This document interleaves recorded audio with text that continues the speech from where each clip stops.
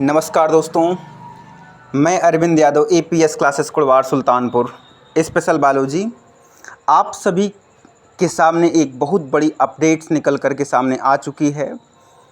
उत्तर प्रदेश शिक्षा चयन आयोग मुख्य सचिव कीर्ति पांडे, प्रोफेसर कीर्ति पांडे ने इस्तीफ़ा दिया।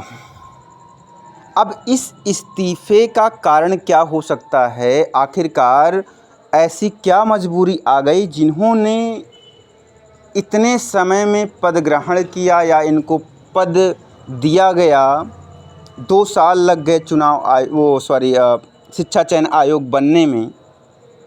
तो बनने के बाद 1 साल तक तो इन्होंने अपना कार्यभार निभाया। अब कार्यभार आप देख ही रहे हैं कैसे निभाया गया है। भाई 1 सितंबर 2024 को पद को ग्रहण किया और इसी सितंबर माह में इन्होंने पद से इस्तीफ़ा भी दिया। अब ये इस्तीफ़े का कारण क्या हो सकता है?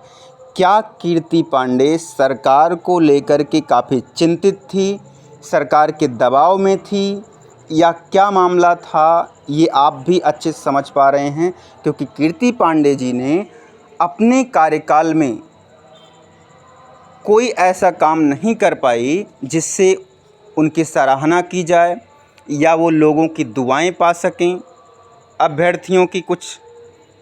तो शायद कुछ उनके मन में ऐसा कुछ चल रहा होगा या सरकार का कोई दबाव रहा होगा, भाई आप कुछ भी करिए, स्लो काम करिए, या एग्ज़ाम हम नहीं करवाएंगे, हम केवल फॉर्म फिलअप करवाते हैं, बाकी ऐसा कोई काम नहीं कि एग्ज़ाम आप डेट दीजिए। लेकिन परीक्षा के 10 दिन पहले, 2 दिन पहले, 4 दिन पहले आप सूचना दे दीजिए कि एग्ज़ाम अगले उसमें कराया जाएगा। तो शायद मुझे ऐसा लगता है कि इन सब चीज़ों से, इन सब हरकतों से प्रोफेसर कीर्ति पांडे जी परेशान हो चुके हैं, क्योंकि वो भी एक शिक्षित, एक जानकार, समझदार होने के नाते उन्होंने अपना फ़र्ज़ अदा किया इस्तीफ़ा दे करके कि भाई हम इतना बड़ा अन्याय नहीं कर सकते हैं। शायद जहाँ तक यही उनका अपना विचार मत रहा होगा। अब क्या सबसे बड़ी बात यह है कि इस्तीफ़ा तो इन्होंने दे दिया, क्या अब शिक्षक भर्तियां जो डेट आई है 2022 वाले की टीजीटी पीजीटी की दिसंबर में और 1 अक्टूबर में, क्या वो अपने निर्धारित समय पे हो पाएगी, नहीं हो पाएगी? ये बहुत बड़ा सवाल है।